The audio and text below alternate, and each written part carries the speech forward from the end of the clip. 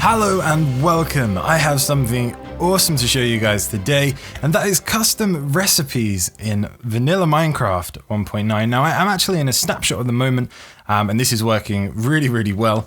You can do this in 1.8 as well. I don't believe you'll have the different types of command blocks, but you can still figure this the same way to get the same kind of effect. So let me show you how this works then. I've set myself up a custom recipe here, and that is 9 pieces of paper, and that is going to build me a name tag. Now you can do this with any variation of items whatsoever. It doesn't even have to be 9. You can just have 1, you can have a row, you can have lines. You can quite literally do whatever you want, and it's really awesome. So let me show you how this works.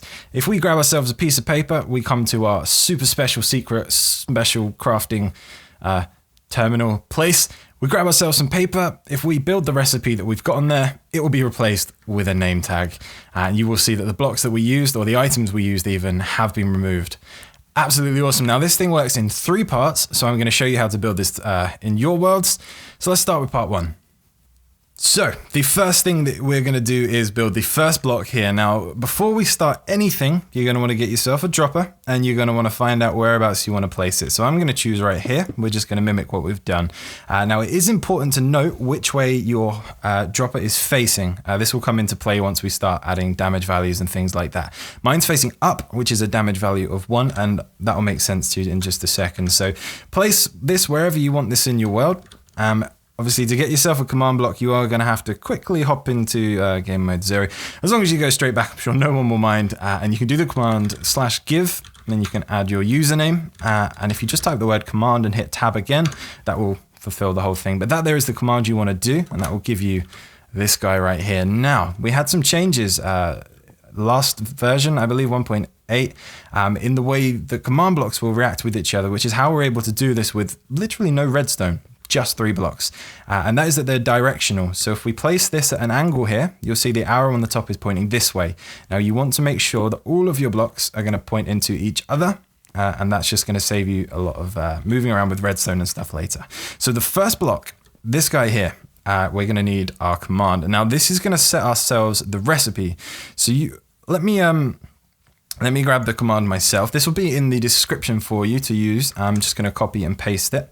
Now, let me go to the very beginning. What I probably suggest you do is once you've decided on what you want your recipe to be, copy and paste this into a notepad or Word or some sort of text editing file, and set this up in there. Just make sure you don't change any of the spacing and the syntax, and it will work fine. The first thing you need to do is set the coordinates of where your dropper is. So our dropper is just below me, so it's 955.1. So we need to go to the beginning of this and set this as 955.1. It is a dropper, so we have the item name here, and then this here is the damage value I was talking about, and this is 1, and that is because it's facing upwards. Once you've got that command in, I'll show you the rest of it. Inside of the items tag, these parts here are what determine the actual recipe itself. So you'll see if you look through mine that every single slot is a piece of paper, and that is because that is the recipe that I chose. You can do whatever you want with this. This is what makes this so awesome. So you'll see slot 0, and then if we keep going along here, you'll see slot 8. There'll be 0 to 8, which is 0, 1, 2, 3, 4, 5, 6, 7, 8. And like I said, you can literally set this however you like. So if you want to have 1 piece of sponge in the top corner, you can do that. If you want a diagonal line of coal, literally anything you like, you can set these out. If you don't need to use all 8, you can just remove them. Just make sure that you keep the comma and everything else stays in syntax. I'm going to leave this alone for now. So we'll have this as all of our paper, but that is right for us. The next thing to do is to set this to repeat. So this will keep repeating the command. We don't want to make this conditional because it is unconditional. We want this to always be doing that. And then we can finally set this to always active and hit done. That's going to change purple, and now that is constantly running this command here. Now, as I mentioned, you can do this in 1.8, but this is where you're going to need to build yourself a little redstone clock or something like that. The second part of this tutorial is the middle block, and this block is going to do something very simple, but it's very necessary. We're going to use this command here, which is the second command in the description. Now this is going to set the block data of whatever block is here to whatever is following. So in this in this example here, we're setting the block at 955.1, which is our guy just here. And we're setting all of the items in there to blank. So this is going to remove all of the items that are inside the dropper.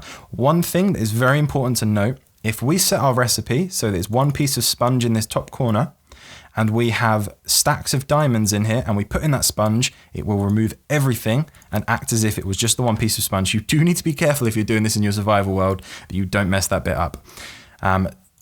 So that is the second command that we need to pop in there. Again, make sure you adjust your coordinates to wherever you are. Once you've set that, we can simply set this to chain. Now we want this one to be conditional of the one before it. So only when this here is correct do we want it to wipe everything. Otherwise that will just be a mess. And we can set this to always active so that we don't need any redstone on this block.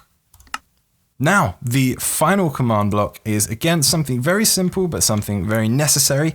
And that is this command here, which will be the third in the description. And this here is going to give your player the item that they crafted. So mine is clearly set up as a name tag. You can change that to whatever you need. The other part that you need to edit is this section here. So this part here is showing you the coordinates.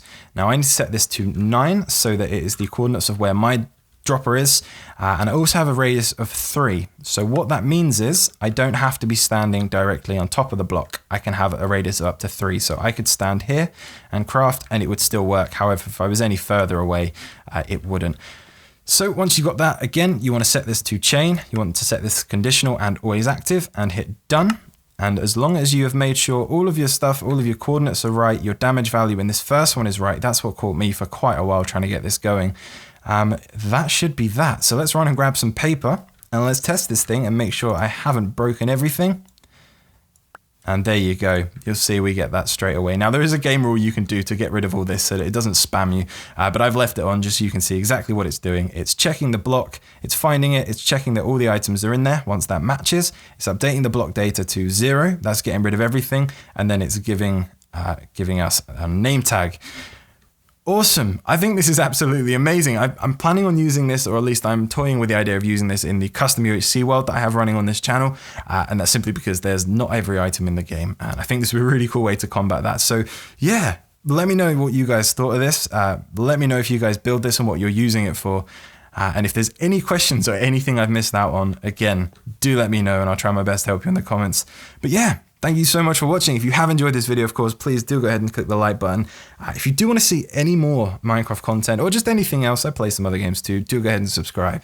And yeah, I'll see you next time.